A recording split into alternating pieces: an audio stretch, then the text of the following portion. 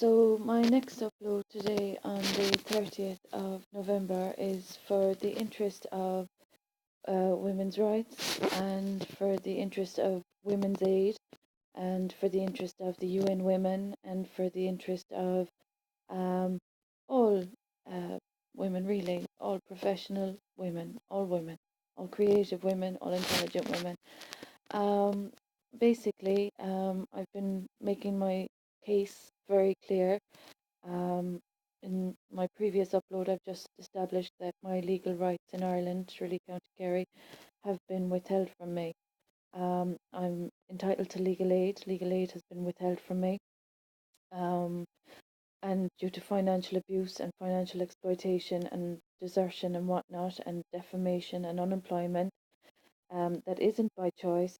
Um, Private legal assistance hasn't been possible.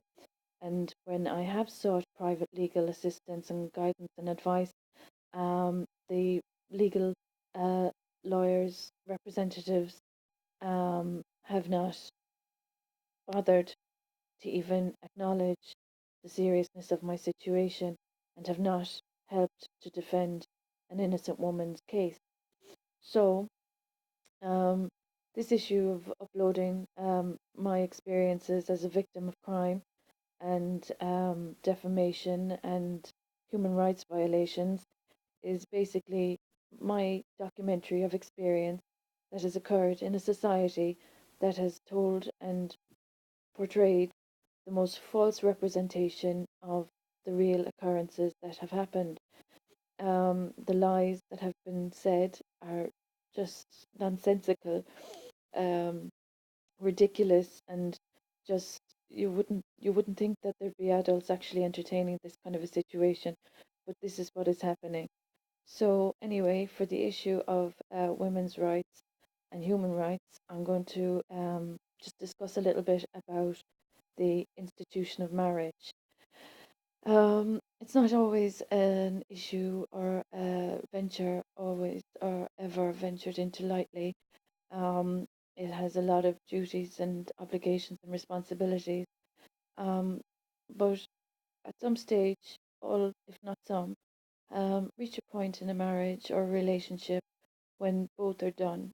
And sometimes it's not a mutual decision, but sometimes it can be amicable and it can but on the occasions when it's not amicable and when it's not mutual and when it's not pleasant, um, the issue for women's aid and UN women that I want to raise, and for women to acknowledge how serious the situation it would be for any woman to be in a position of desertion and infidelity and defamation and just the most horrendous circumstances, because any woman wouldn't just choose lightly to decide this about their future, to entertain the idea of marriage and family life.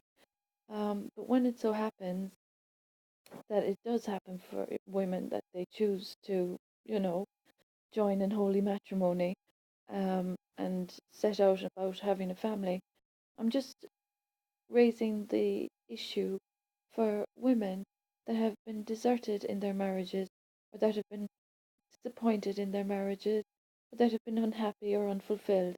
And it's very serious even when that much happens. But when it gets nasty, and when it gets, when there's the issue of um, you know, the betrayal that could happen in a marriage or a relationship or anything like, deceit or anything of the sort. Deceit and desertion are pretty serious for any woman to come to terms with. But the matter for women nowadays is just to kind of get up and dust off and just, move on kind of an attitude.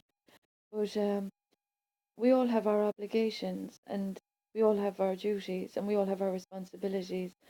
And I think it's very straightforward and clear how we all have to participate and fulfill our obligations.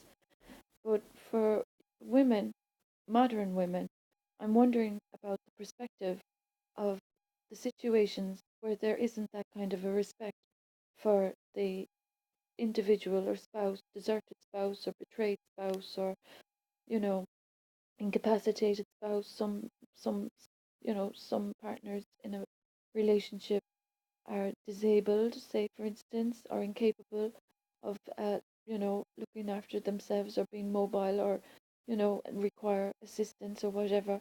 I'm just wondering, you know, that's when the real test of a person's loyalty and honesty comes to the fore. And it's very upsetting to see in a marriage or any relationship any kind of I suppose disrespect really to be shown in the way that people just disregard what was and move on with what is, let's say, and forgetting about you know what matters. And honesty, I think, is lacking these days because, as I've mentioned with my own experience of human rights violations, which is a separate issue, um, honesty in any relationship is very important. But I've noticed lately a lot of the situations I've encountered is that there's so much dishonesty, and it's not ever pleasant for any partner or spouse or um, you know any partner to just be, you know, disrespecting and disregarding and, betraying and whatnot. And just, it's very worrying that there's such a lack of integrity for the institution of marriage these days. And it's very serious when, the role of the family is in society is huge. It's very serious. And as a teacher, I've seen young people come into class that have been upset from arguments from the night before because their mom and dad couldn't get on. I mean, that's really upsetting. So, the issue really that I'm trying to get at is for the issue of women that have experienced desertion or betrayal or infidelity or deceit or anything of the sort, disrespect really as such of the marital vows or the intentions of a relationship that was. Um, I'm wondering, how would women in this day and age tolerate or react to a culprit guilty of being so disloyal and disrespectful in a relationship that is, you know, is just belittled by petty petty behavior really. That when it comes to family life and relationships, it's usually a good sign of a person, or a good, the caliber of a person is really how they behave and conduct themselves without having to lower the standards to muck and dirt kind of a thing. But gutter mind mentality, that kind of an attitude, where some individuals in relationships just show a total lack of regard and a total lack of respect for the person that has been betrayed or deceived or, deserted or whatever.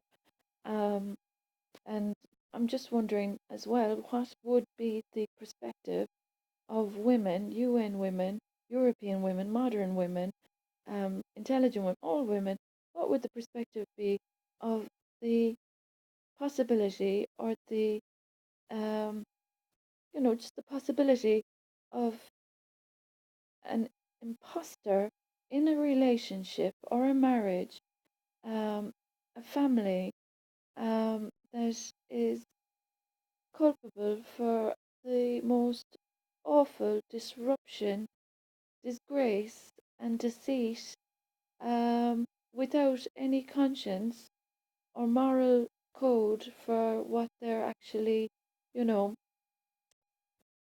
intruding upon. Um, so basically, as a woman that has noticed these things lately, I'm wondering, what would Women's Aid have to say about this kind of a situation? Women's Aid in Dublin, Ireland, what would you have to say about this kind of a matter where this kind of a situation occurs? in society. Um, and what would European women think about this? Um, would the guilty culprit of deceit and betrayal be facilitated and supported? And would the accomplice in adultery be facilitated and supported? So it's an issue of conscience, it's an issue of morals, it's an issue of obligations and duties and responsibilities and respect for all those kind of, you know, matters that are in any relationship. So that's just my second little upload now today so far, and it's only 10:30. So I might have more to say later. Um, but at the moment, I'm just concerned about women in society that are being disrespected and deserted. And I'm just hoping that women's groups around the country and in Europe um, acknowledge and raise awareness about this kind of situation.